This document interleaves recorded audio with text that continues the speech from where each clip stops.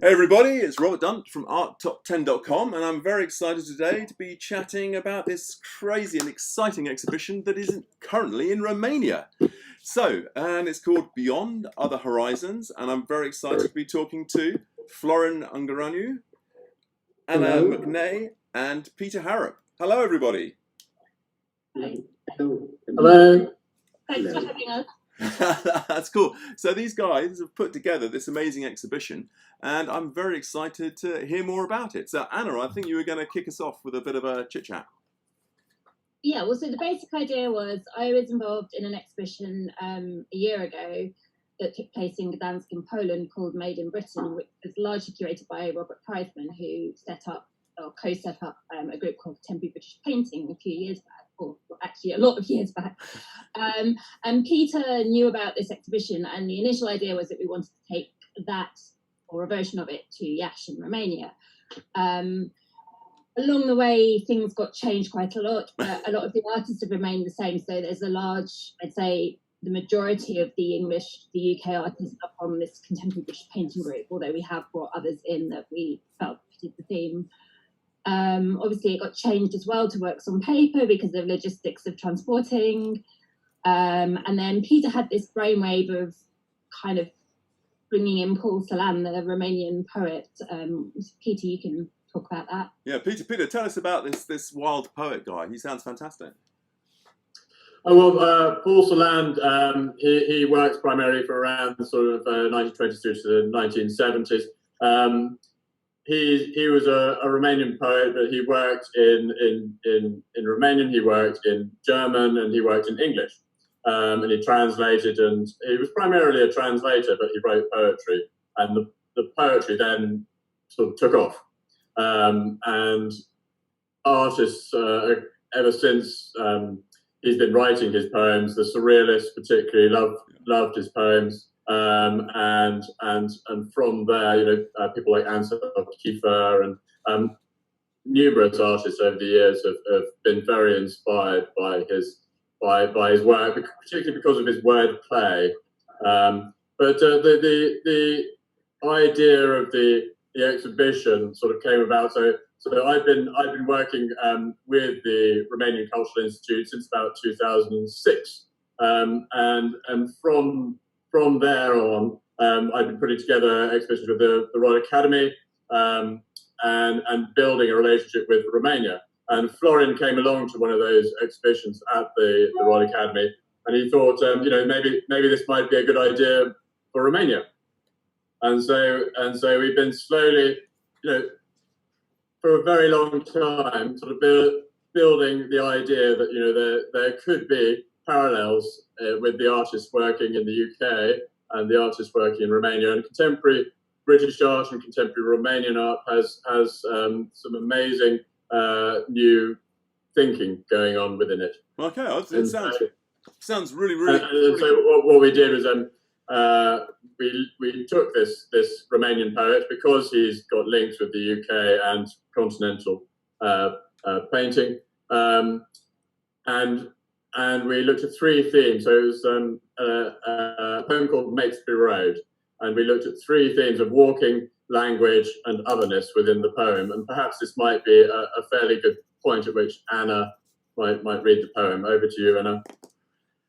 I'm looking forward to this bit. This is the highlight of the poem reading. And it's interesting. The poem is actually about a street in London, isn't it? It is. So he wrote it in 1968 after he'd been to stay with his aunt, who lived a few streets away.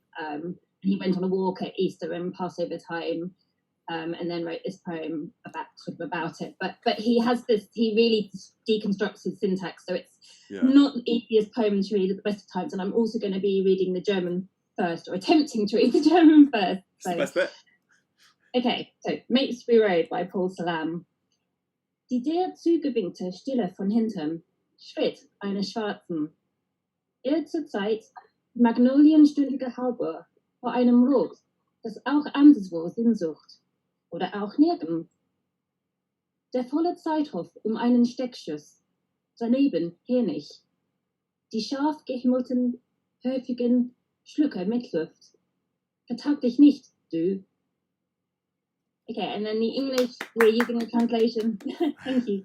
The translation by Michael Hamburger, which is perhaps the best known translation. The stillness waved at you from behind, a black woman's gait. At her side, the magnolia-houred hearth clock in front of a red that elsewhere too looked for its meaning. Or nowhere, perhaps. The full time yard around a lodged bullet, next to it, Cerebrus. The sharply heavened courtyard gulps of co-air. Don't adjourn yourself, you. Oh wow, that's fantastic. Well done. Very nice.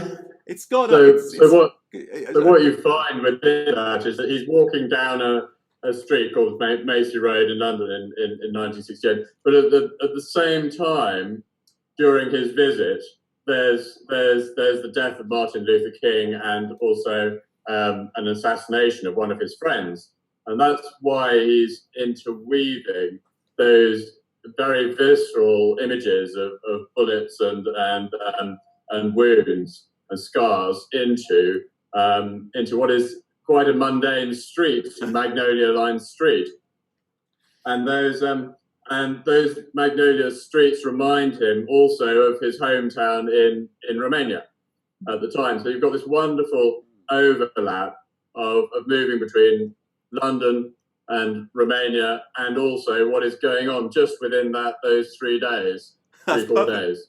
That's perfect, because it's almost what we're doing right now, moving between London and Romania. Yeah. And I love the way the poem finishes, both in German and English, on a sort of it finishes on that sort of you're floating in the air as it ends. He has this habit of, well, that's part of the otherness of also bringing in, like, trying to get it away from being in the first person and invoking the other or the you, which is, exactly how this poem ends. So Florin, did you want to just give us a little vibe on your feeling of the poem and how it relates to the exhibition at this point? It sends me a little bit the poem from Paul Celan to the music also of Tom Waits, The Black Rider, and the story with the Black Forest and so on. So it's a little bit of unknown things and ethereal things. So we were very happy all three of us, to be able to choose works connected to these three themes of walking, language, and otherness, to fit in somehow. And it was a pleasure to work with Anna and Peter, and it was a back and forth of sending works and selecting and looking and sometimes arguing a little bit about certain things, but in a very nice and constructive way. So we ended up with a beautiful show here at Iași. No, it sounds really, really good. So Anna, why not take us into one of the artists first of all? Maybe on the whole sort of walking theme that relates to the poem. Sure. So, I mean, a lot of artists use walking in their practice, and Celan actually described this particular poem as a walking and a walked up poem, so it's quite key to that. So one of the artists who we have from the UK contingent is Judith Burrows, who by trade, she's actually a photographer or a music photographer, so she's done a lot of on-scene shoots for like album covers and so on. So she spends a lot of her time walking around, kind of without a purpose, sort of often it's a moving meditation, looking for locations. And she also now makes artwork, which are kind of collages. She layers them up with paint, and she puts in lyrics and bits of map and monoprints, and she's more recently been doing also lithographs and sculptures, but these are all, she says, building up a narrative of location because they're inspired by these walks and these locations that she's done her other work on, which is her bread and butter. So in the show, it's actually more recent works of hers, so less of the layering, but we've got two lithographs off Madaba Road and Cockatall Road, and I think they're both quite eerie and dark, and I think the overarching idea there is of being lost and of being alone, but there are still elements of human presence in the fact that you've got electricity wires or cloud fields, but yeah, it's very much about that idea of walking and discovery. No, it sounds really cool. Actually, I like it. So everything's got this sort of slightly otherness feel to it. Is that right? Yeah, I mean, most of the works seem to have that, even if they're not in that. You put them in that room, yes. And Peter, is there a particular work by one of the UK artists that you feel also has that otherness? Well, we had a number of the artists actually come out and speak. In terms of otherness, I mean, Nabi Price is one artist that I find very interesting. He's taking that very simple idea of walking and just recording small areas of the street, debris or street signs, and building a sort of a new kind of poetry out of that. And I feel that the way in which these artists have focused so intently on the minutiae of things to expand towards a new language is the same way that, say, Paul Celan does with his careful analysis of just one word at a time, breaking it up and finding a new perspective on things. Well, that's a nice parallel, actually. And I was chatting to Nabi on these lockdown interviews, and there's also often something quite strange in the pictures. Something traumatic or disturbing has often taken place where they are, aren't they? So they're quite sort of... There was crime scene tape on one of his paintings, or on a little water. It's a exquisite little watercolor, but it looks like it's got crime scene tape, or it looks like something untoward has happened. And you're left thinking, this is very nice, but it's also a little bit, you sort of feel what could have happened here. Yeah. Or has happened, because he's a little bit obsessed with motorbikes, I think. In a good way. In a good way, yeah. Absolutely. Now, Florian, how are you doing? I think we're getting a reasonably good connection of you. Is there a Romanian artist, do you feel, who has that otherness vibe as well? Yes, I'd like to mention a painter from West Romania. It's called Gheorghe Fickel, in English George Fickel, okay. And he's more or less my age, around 50, and he paints interiors of churches, and he brings in some sheep and some cows, and we have 4 of his works in our show, and depicts the interior of a church, Byzantine icons and a priest, and it's got an unsettling feeling about it, and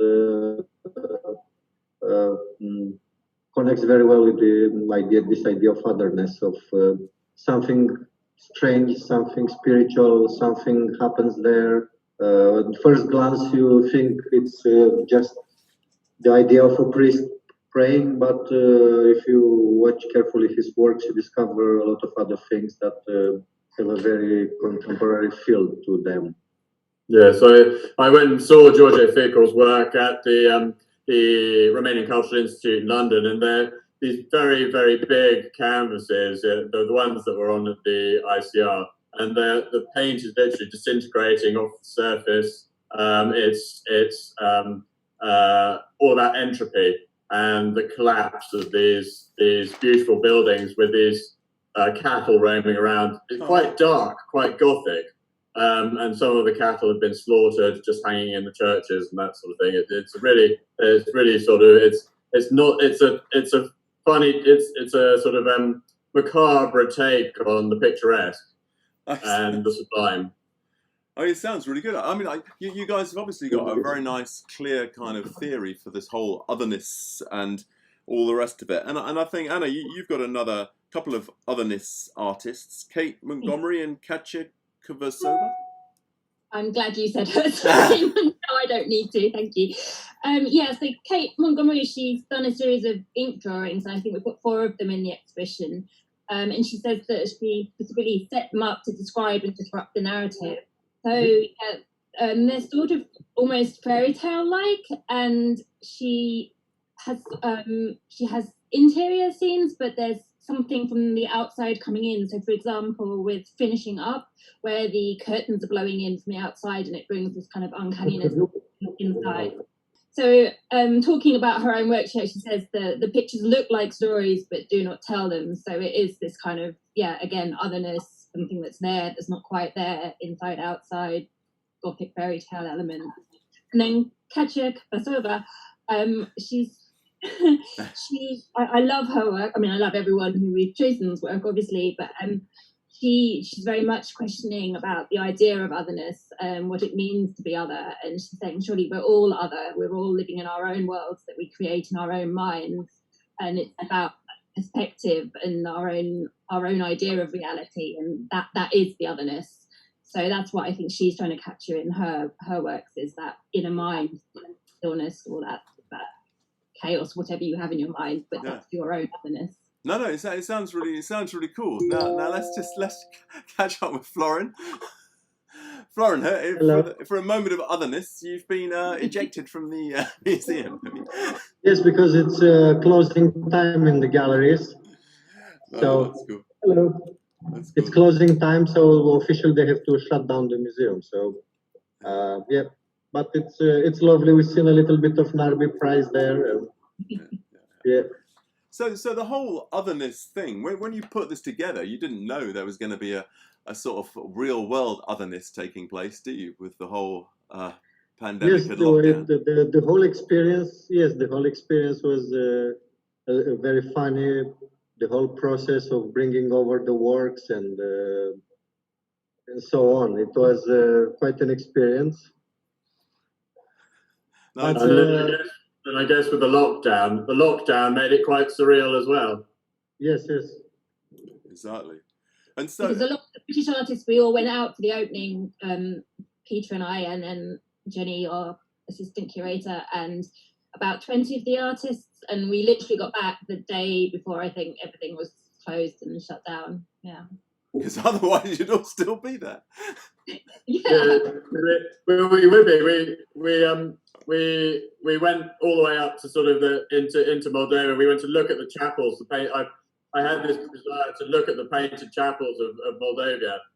So I took the guys on a bus tour around Sukovica and Veronets and all those, where there's nothing up there except for these monastic nuns who bang sort of sticks of wood, and we looked at these fantastic chapels, and they're as good as Giotto, if not better. I say they're better than Giotto, but I'm biased. But it was a wonderful thing. But literally, we come back from what is almost the Ukrainian border, Moldovan border, to find that the country was being shut down. Yeah.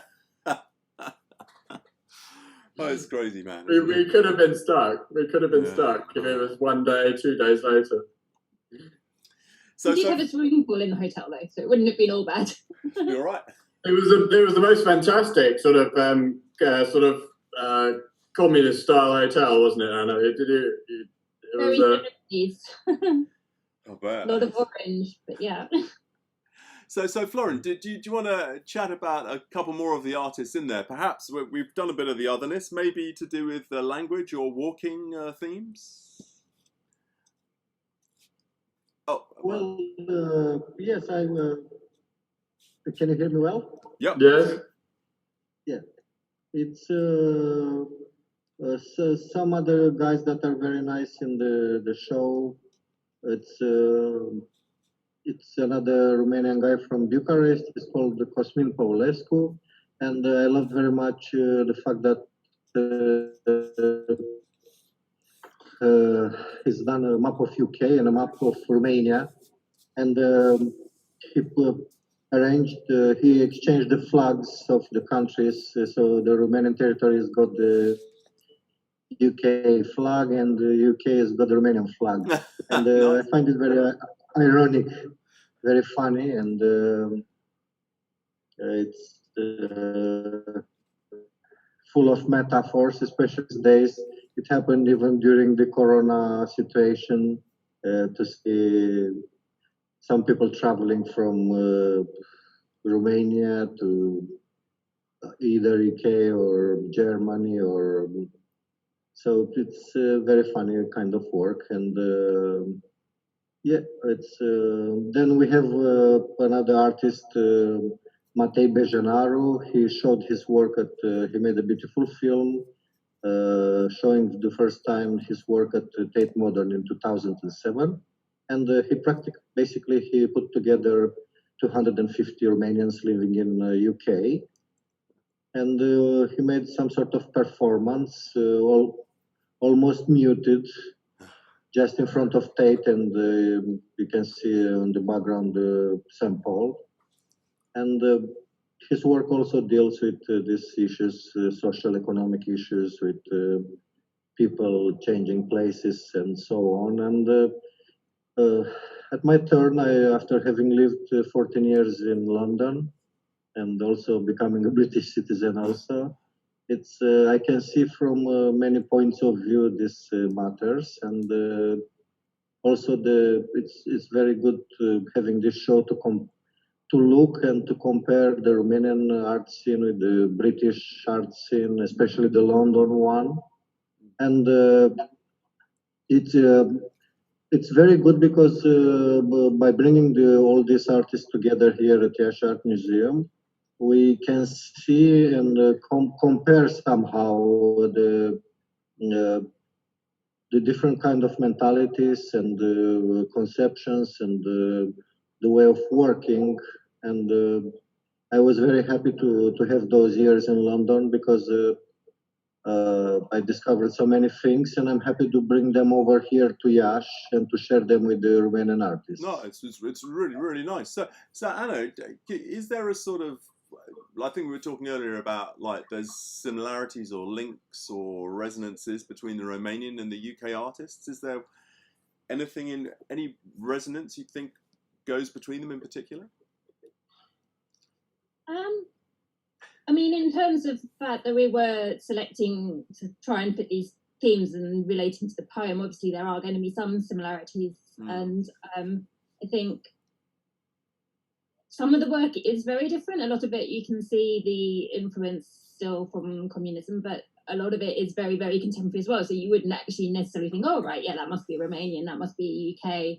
And I think the way of Florian actually is to credit, he did the hang, and he's done a brilliant job, and he's sort of integrated the UK artists and the Romanian artists really well. So when you walk around, you don't know which are which. Some of them you might, but you might have your suspicions. But so it brings up that questioning of, oh, what are the similarities? What are the differences between what's happening here in the UK and what's happening in Romania? Which I think was also part of the idea of what we wanted to try and do.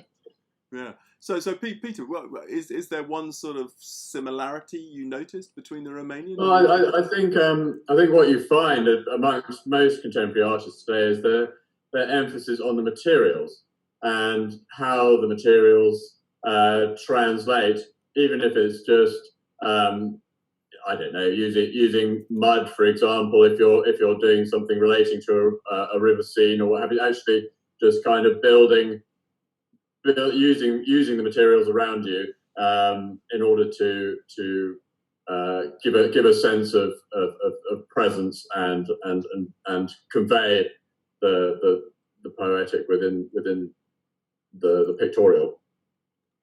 Absolutely. And that carries through. You know, I mean, we have a sort of terminology for it, which is sort of radical materialism, radical materialist ideas, where you basically view everything from your breathing through to the things in front of it can all be used for art.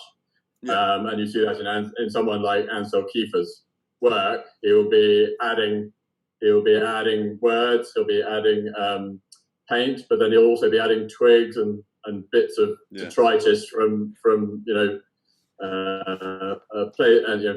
armaments that he's left out rusting out in his backyard or what have you.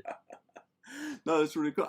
And so that would be a similarity. So what difference would you say you saw between the Romanian and UK artists? In terms of a difference, I mean, you sort of noticed that we have different, very very different approaches, but it's becoming more similar in the same way the Matei Bejenaru. It's all international now. I wouldn't really like to separate out the UK artists from the Romanian artists.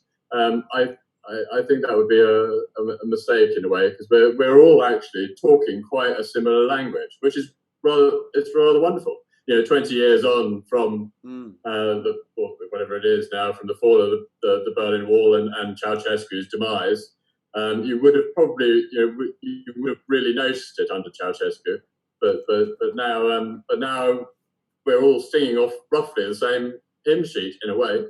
That's really interesting, actually. It's actually really interesting. It's a really good point.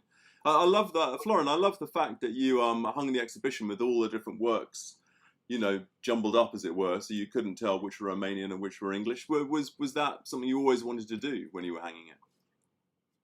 I followed somehow my classical training from Romania, and also after doing the goldsmith's years, the master. Putting these two worlds together, I followed my intuition and thinking about what the works might say, and to create some sort of dialogue between them. So when I hung them, first I arranged them at the guys are doing the Royal Academy, the academicians. I put them on the floor, Okay. and I started to play with them, to following my way of thinking about color and subject and so on. So I think the idea of who's British and who's Romanian it kind of disappeared. For me, what was more important, it was the fact to the works to come together and to create some sort of dialogue, to create sparkling ideas, to create some kind of weirdness, strangeness, stuff like that. So, yeah.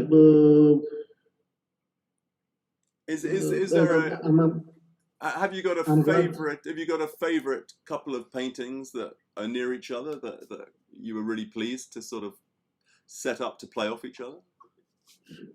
Yes, I have something that I love very much. It is the one work from Gheorghe Fickel with the dark interior church, and nearby it's a beautiful self-portrait from another Romanian painter, and also very close to that it's are two abstract works from Tom Palin from Leeds. Okay. And they work very nicely together. Also, I like in the room where Peter work is the big tree, very close to Gheorghe Fickel's work called Procession. And you can see the sky in the procession from Fickel. It's a beautiful gray, a little bit like an English gray, like a traditional English, and works very nice with Peter's painting. And nearby, also near Peter, so it's Peter and Gheorghe Fickel with Procession, and then a small work that looks very nice and from Mandy Payne. Okay. It's a beautiful block of flats, and it's wonderful. And also there we have just under Mandy Payne, it's Alex McIntyre, if I pronounce correctly, a very nice abstract work that could be taking me with to the idea of a contemporary constable in a way. Okay, nice. Yeah. Oh, near that is somebody called Simon Carter, for example. And Simon Carter is one of the key people that set up British contemporary painting with Robert Prizeman, and he has he goes and works in a very tall tower just near East Bergholt, near Colchester, and he visits that every day, and he just makes he keeps remaking paintings of the same mud flats, looking out towards the sort of Essex coastline, and so the themes just kept getting picked up again and again, even though they're incredibly fast, contemporary, lyrical paintings. They're not sort of what you would call a traditional landscape, but those themes that run through the Romanians, through the British, and it hangs together in a lovely way that you can sort of just see the lyricism running through. Oh, just to go back to Alex McIntyre, actually, because she lives really near me here, just through a field, actually, 5 minutes walk in Hertfordshire, like in the middle of fields and stuff. And so a large part of her practice is about going walking and taking her sketchbook with her. And it's that she then goes back to the studio, and it's about, so she's inspired by the landscapes and the skyscapes in particular, but what she's doing is not painting a skyscape or painting a landscape. It's very much about, she sees that as painting poetry and capturing different marks that have occurred. So she'll make lots of sketches and then look for the commonalities between them. And she works with gesso and ink, so it's very much working into the canvas or the board that she works on, actually. And yeah, it's about the mark making. It's much more sculptural. It's so, on the surface, it might look sort of constable-like. I'm sorry, I'm not contradicting you, Florian, but it's very much more about the mark making and the sculpturality of it all. Okay, it sounds really, really nice, actually. I wanted to mention something else. It's another lovely association. We have it with the work that we have here on the poster from David Mabb. Okay. Who bring it down a bit, Florian. Bring it down so they can see. Okay, it's like that. The work from David Mabb. You have a nice view. Yeah, good view. That we have it on the poster, and it's David Mabb. He's the painter, and he's the director of MFA Fine Art from Goldsmiths College, and we are very happy to have his two works in our show.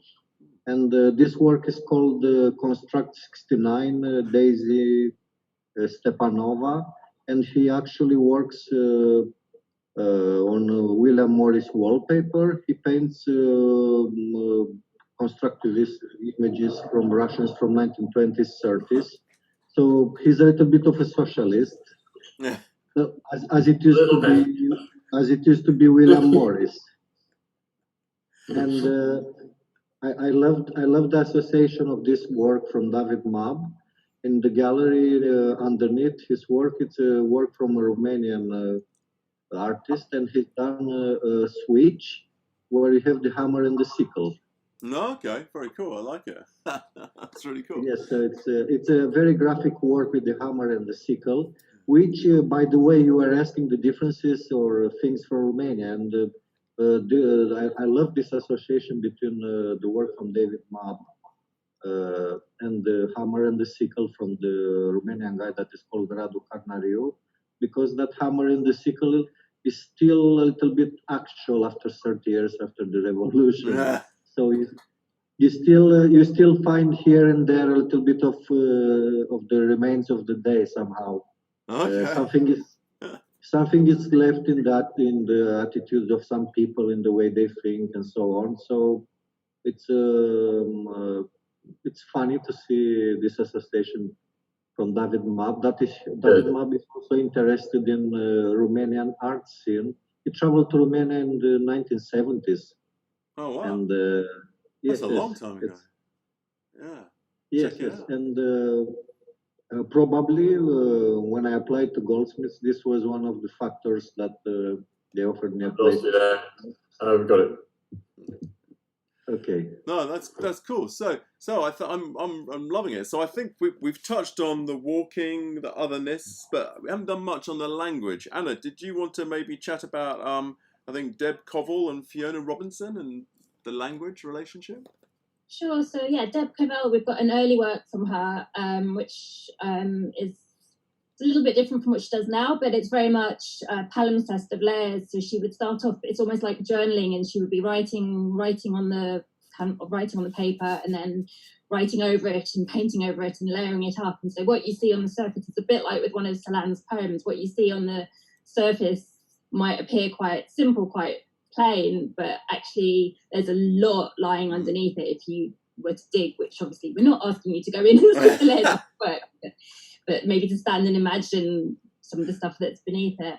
And then Fiona Robinson, she's completely different. So she's inspired not by language per se, but by music. So some of the works that we've got by her, let me check. We've got one that encompasses John Cage's works for prepared piano. We've got one inspired by Debussy. We've got one inspired by Chopin's piano music.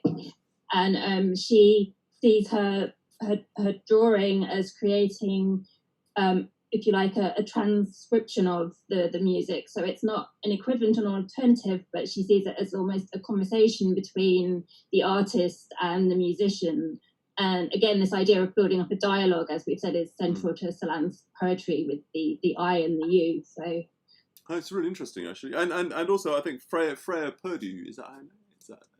Freya Purdue, yes. So she is very much, she says her starting point for every painting that she does is about trying to find a visual language, her own visual language, a new visual language, and it's about mark making. So if you look at, so for example, Lament Series 3, which we've got in the show, it's one of 3 of her works, it looks very much like a hieroglyph almost. And that's the starting point, is to kind of explore, like I say, the mark making and see what comes out of it.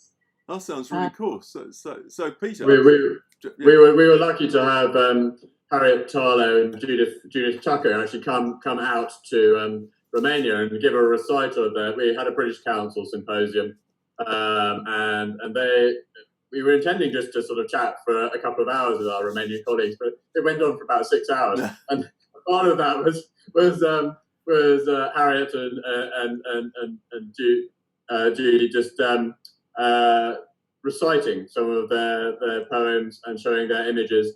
They might do a walk along a canal, for example, and Harriet will write a poem, and Judy will make sketches. A little bit. What I found when I was doing, in 2010 I put on a Constable exhibition, and what I found was that they were Constable was very systematic in the way he made his painting. So what he would do is he'd walk in a very linear way, and he would record, every couple of hundred yards. He would record something. He would record everything. He would record everything about what it is that he was experiencing that day, and it's very accurate. And something similar is happening with Harriet and Judy, and they're doing that spontaneously.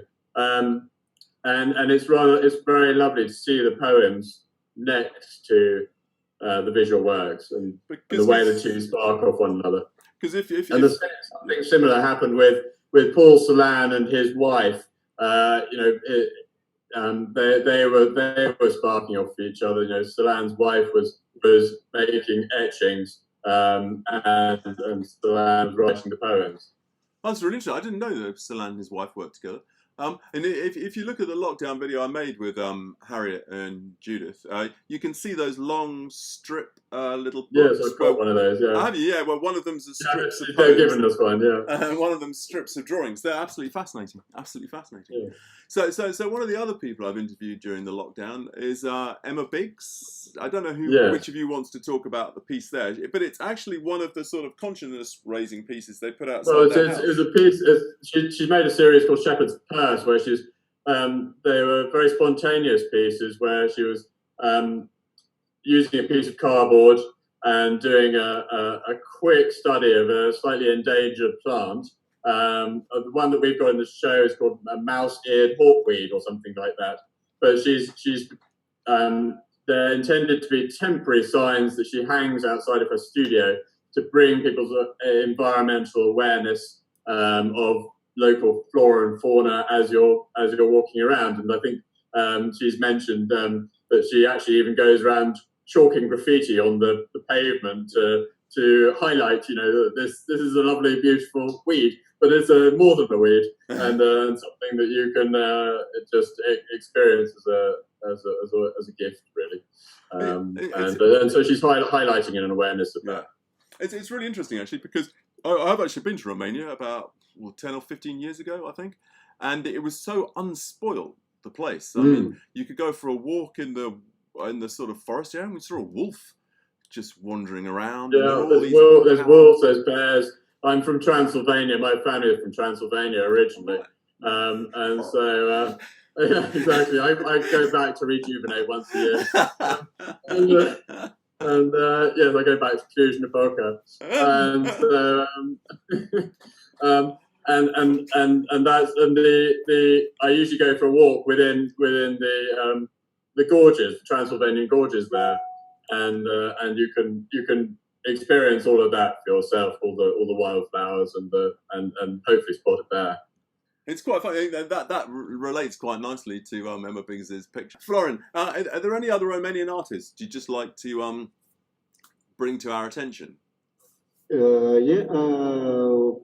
Another artist that I like very much is called Virgil Pargel, and he used to be my tutor at the Georgianescu Academy of Fine Arts when I started in '91, and by '97 was transformed in University of Fine Arts. Okay. And he's in his 60s now, and it's he used to be the student of a great Romanian master called Corneliu Baba, and I love very much his work because it's very experimental, and he's very unusual kind of guy. He's very he used to take us with the easels to go in the forest and to paint, and even during the winter.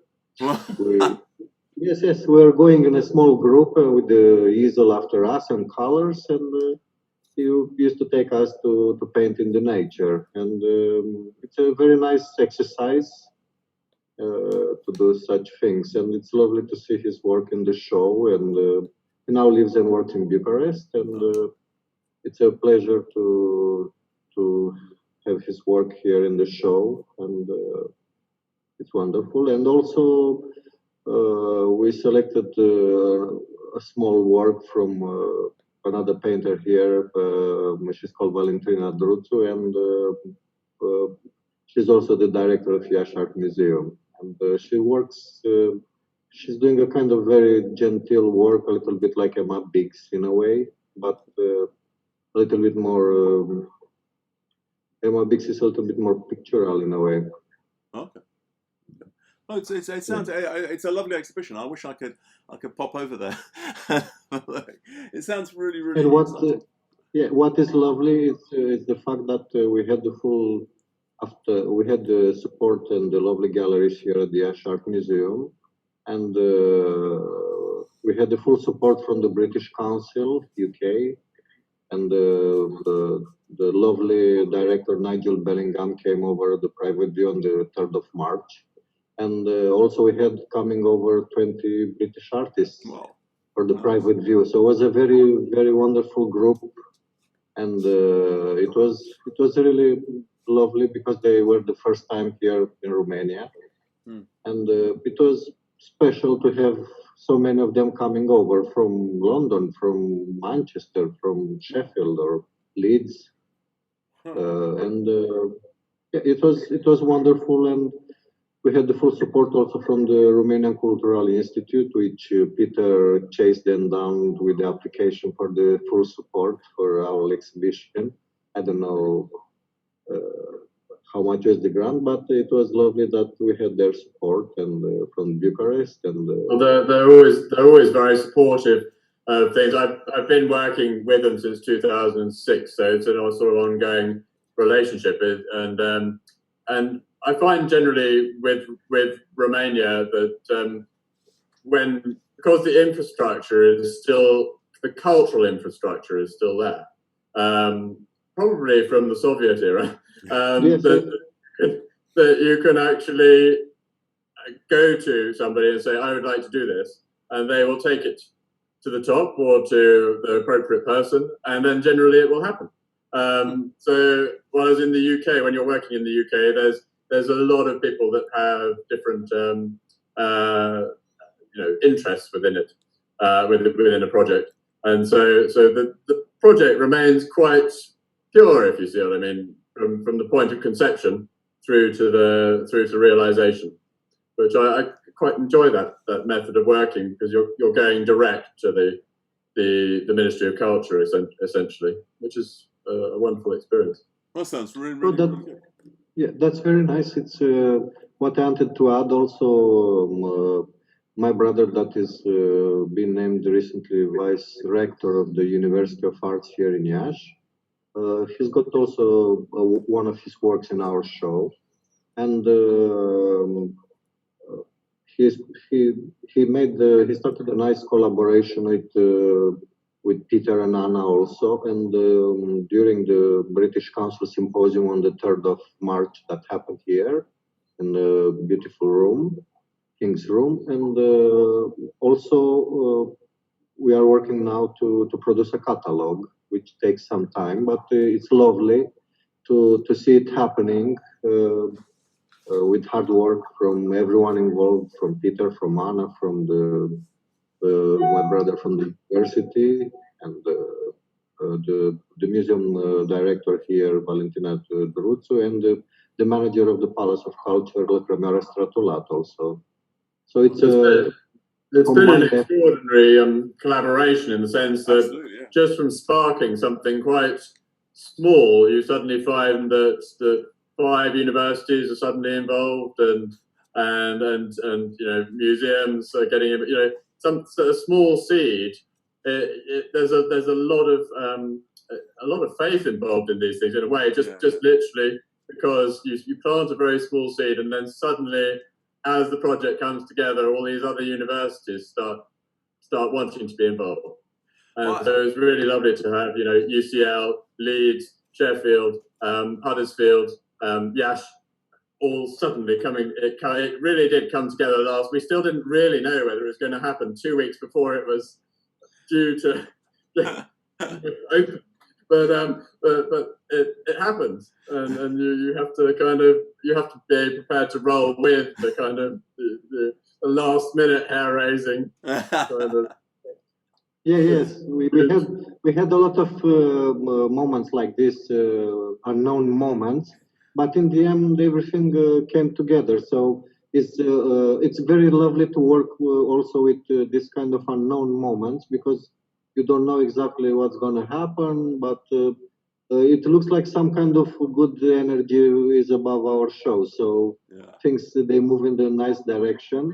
And I wanted to mention also another thing, another painter, a Romanian girl that is in our show. She's called Bianca Boros, and she's done a very abstract work from Mapesbury Road. And she's at the end of her PhD thesis now. And she started the collaborations with a part of the British artists to have a direct dialogue with them. And she will all this experience and exchange with Matthew Collins and Emma Biggs and Judy Tucker and Narby Price. They will appear in her final thesis at the university. Oh, nice! And it's a lovely thing, because it's the first time, I think, in Romania when some guys doing their PhDs, they have a direct collaboration with British artists, not from the books, not from old books and so on. Yeah. That's really nice, guys. I've loved chatting. I think it's probably a lovely point to finish, where we're talking about these amazing things coming from a small seed and the beautiful energy of the exhibition. Anybody else got any final mega words, or you good for it? Go on then, Anna. You finish off, Anna. Oh no! We could get you to read the poem again. It's been a pleasure working on this show. Most of the time, I'm not a last minute person, so it's also been stressful. I've had to adapt and learn to have that trust, but it's paid off in the end, I think. So yeah, it's been a wonderful collaboration, and it really has been genuinely a collaboration between us all. Everybody chipping in, and so we feel very, just really lucky to. And one last thing I would like to add, after the show ends here in Iași, we intend to take it to the capital of Romania, in Bucharest somewhere. Nice. We're still work in progress, and we are looking for some nice places, museum space or a nice gallery space. And after Bucharest, one last step should be back to London. Absolutely. Is that song from Ed Sheeran, Back to London? You will see it, Rob. I will see it. We'll come back. We'll join together again in London for a live meetup. guys, it's been fantastic talking. I've loved it. I'm really hoping everybody who can get to see the exhibition does, and yeah, hopefully it will appear in London. So, thank you very much, guys. I've loved it. Thank you very much. Thanks a lot for your kindness, and have a lovely evening. Thank you, Florent. Bye. Cheers, guys. Bye.